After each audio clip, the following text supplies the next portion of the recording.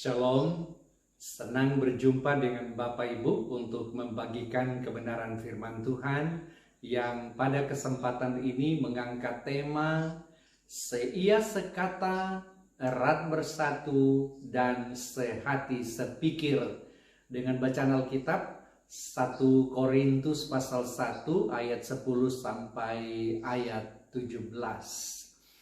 Bapak Ibu Saudara yang dikasihi oleh Tuhan, pernahkah saudara memperhatikan bahwa hampir semua perpecahan besar selalu berawal dari hal-hal kecil?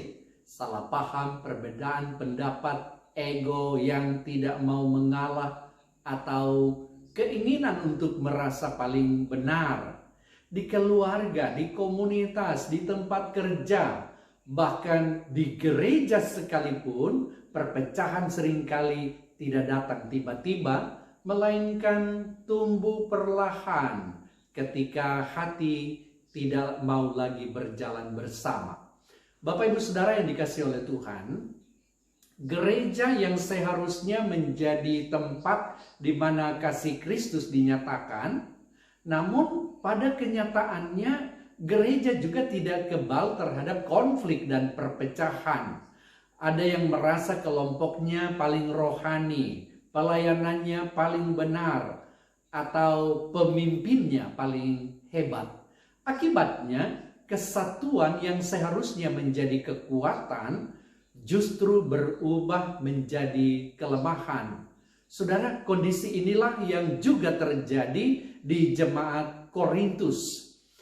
Gereja yang penuh karunia rohani ini justru mengalami perpecahan yang serius.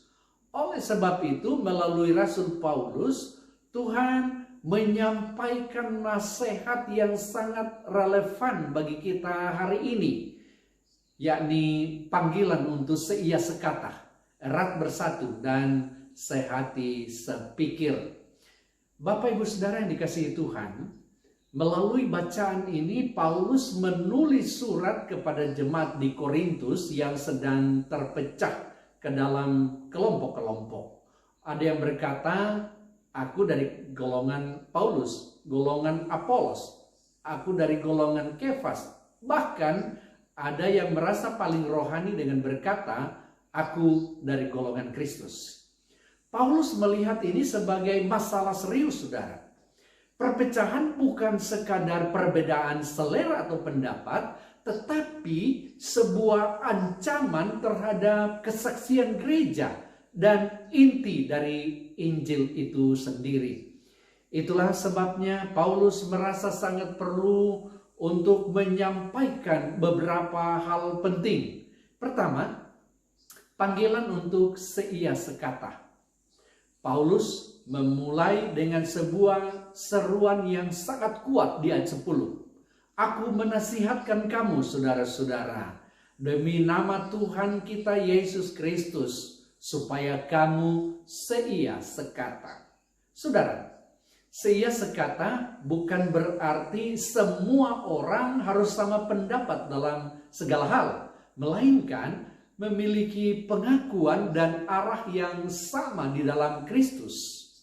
Kesatuan gereja berakar pada nama Tuhan Yesus Kristus, bukan pada kepribadian pemimpin, bukan pada gaya pelayanan, dan bukan pada tradisi tertentu.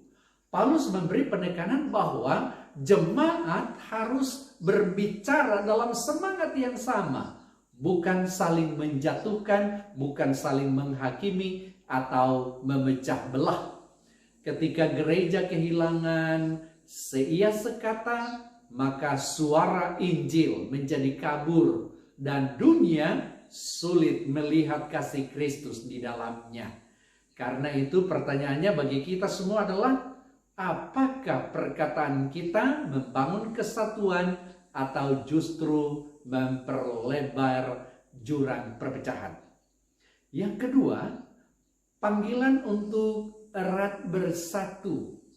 Paulus melanjutkan di ayat 10 bagian B, dan jangan ada perpecahan di antara kamu, tetapi sebaliknya supaya kamu erat bersatu dan sehati sepikir.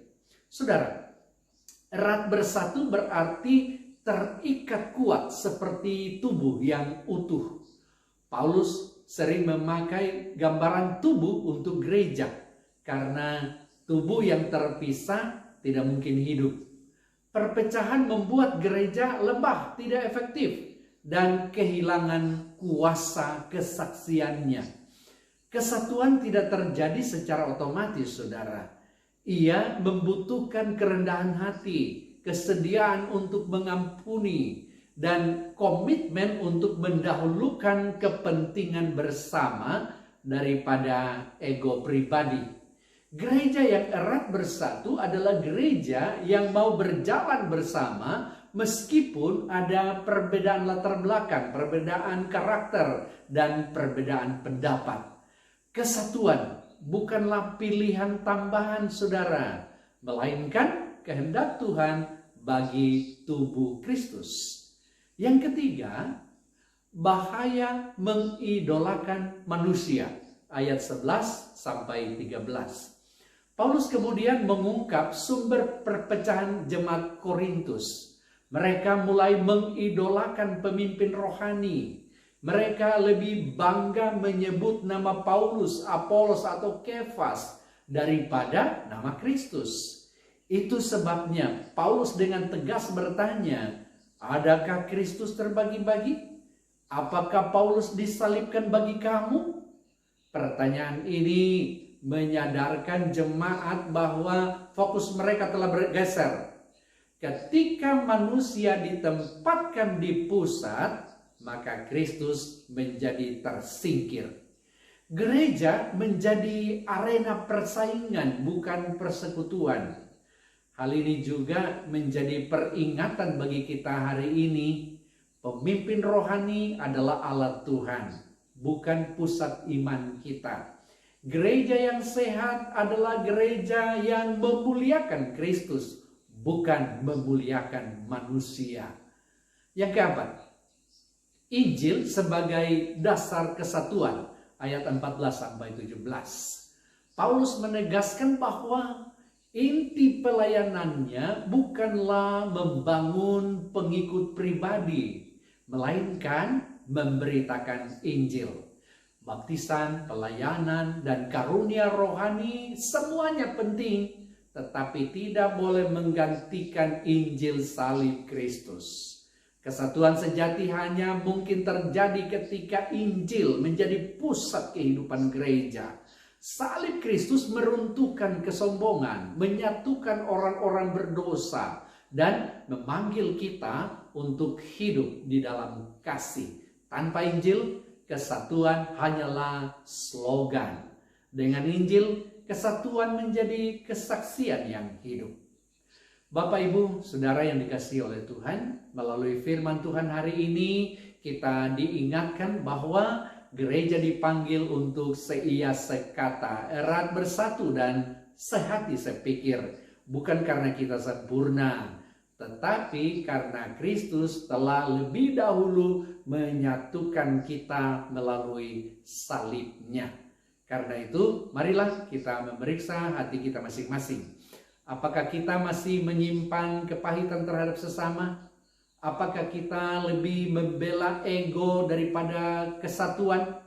Apakah Kristus sungguh telah menjadi pusat hidup kita dan pelayanan kita?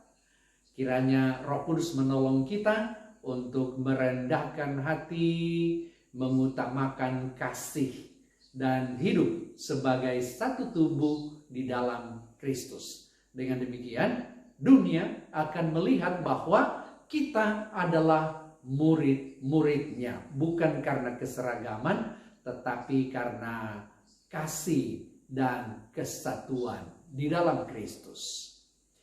Tuhan memberkati saudara sekalian. Amin.